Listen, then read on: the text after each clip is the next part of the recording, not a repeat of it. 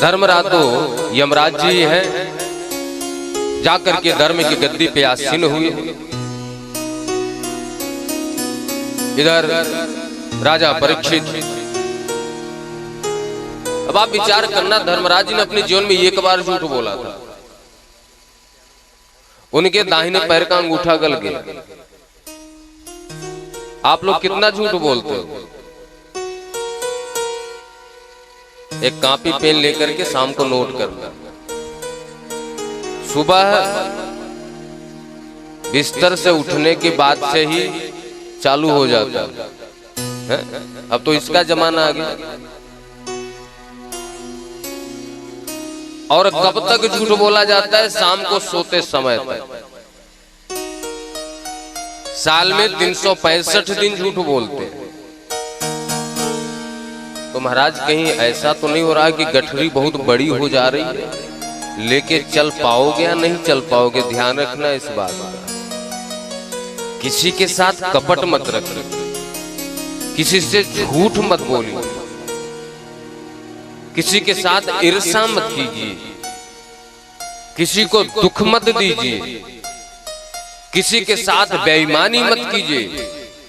ईमानदारी से जीवन जीना ही सबसे बड़ा धर्म कहा गया है। कपट रहित ही जीवन जीना सबसे बड़ा धर्म कहा गया है। राजा परीक्षित बड़े हुए राज्य को चलाते हैं। राज्य में सभी प्रसन्न हैं, सुखी हैं। एक बार राजा परीक्षित ने विचार किया, जंगल में जाते हैं, वन में जाते हैं, कोई संत मिलेगा, उससे सत्संग होगा, कीर्तन भजन होगा। सैनिकों के साथ वन में प्रवेश किए।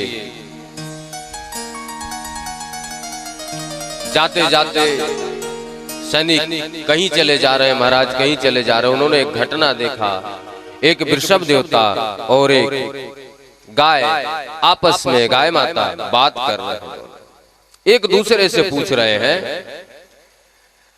वृषभ देवता कहते हैं, अरे देवी, आप इतने दुखी हैं, आपका मुख मलिन है, शरीर जीर्ण है, आपको दुख किसने दिया? जो वृषभ देवता उनके 3 पैर कटे हुए, एक पैर पे खड़े हैं। गो माता पूछती हैं, अरे प्रभु चलो, मेरा तो शरीर जीर्ण है, आपके तो 3 पैर कटे हुए, आपके पैर किसने काट दिए? धर्म के 4 चरण होते हैं। वृषभ देवता धर्म के रूप है। और कलयुग में धर्म के 3 पैर कट चुके, एक पैर पे धर्म चल रहा है। थोड़ा बहुत जो भजन कीर्तन चल रहा है, सत्य, तप, पवित्रता, दया और सत्य, ये धर्म के 4 चरण। कलयुग में कोई तपस्या नहीं करता,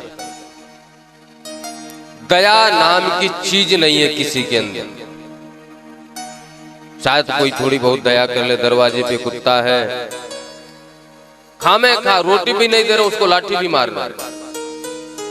रोड पे चलती हुई गाय जा रही है, कुछ लेना देना नहीं, उसको मारते हुए चले जा रहे। तो उसने क्या बिगाड़ा? दया खत्म हो गई।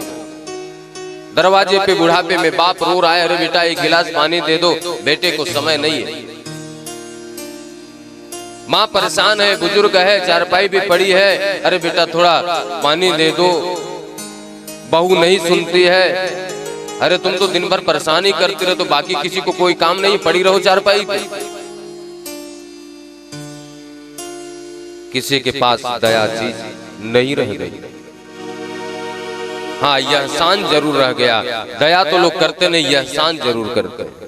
एक भी कोई काम करेंगे, बोलेंगे मैंने तो ये किया है आपके लिए, मैंने तो ये आपका साथ दिया, मैंने तो ये किया, मैंने वो किया, फला।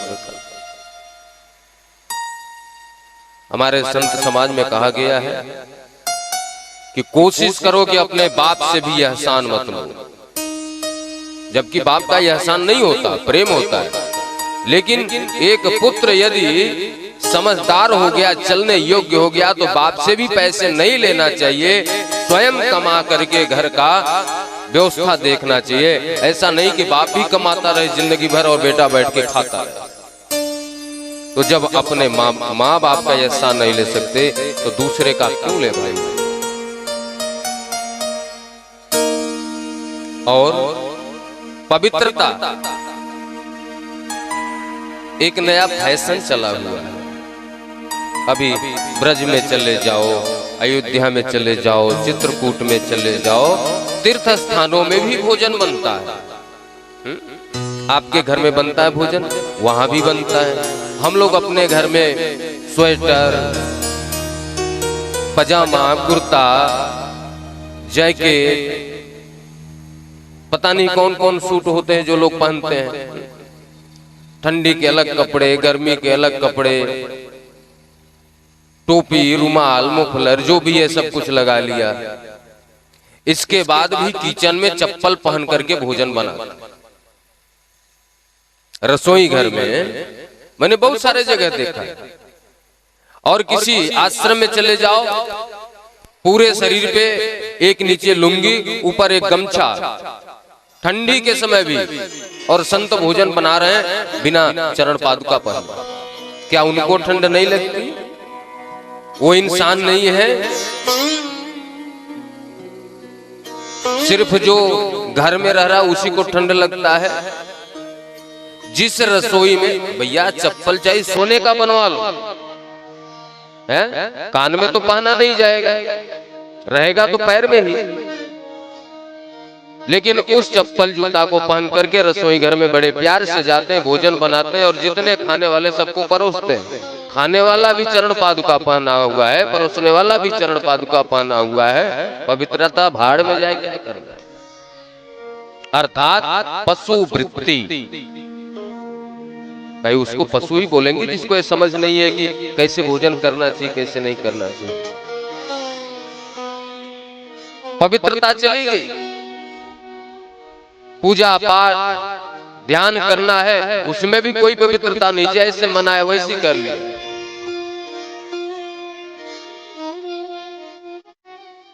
पूरे भारत में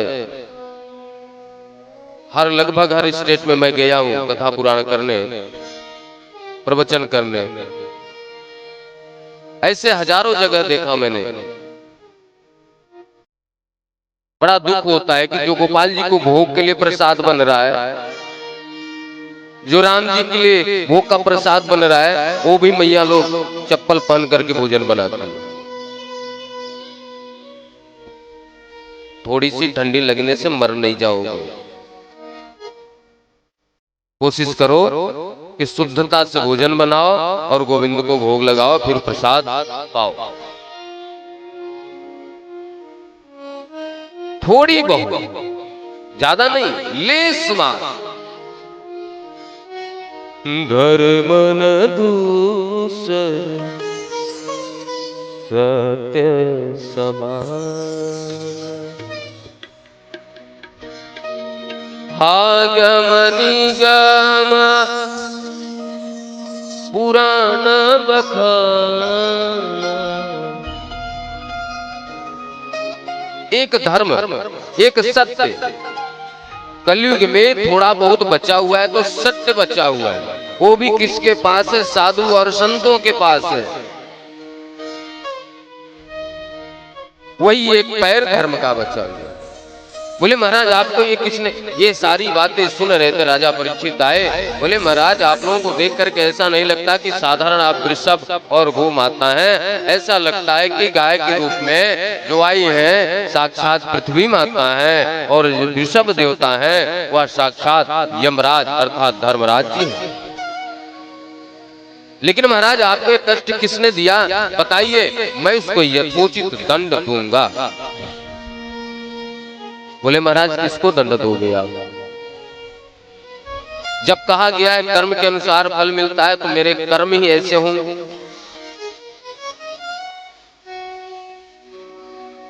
यदि मैंने कुछ ऐसा किया होगा तो मुझे दुख मिल रहा है, आप किसको दंड दो? सुख दुख मात्र मन की कल्पना है।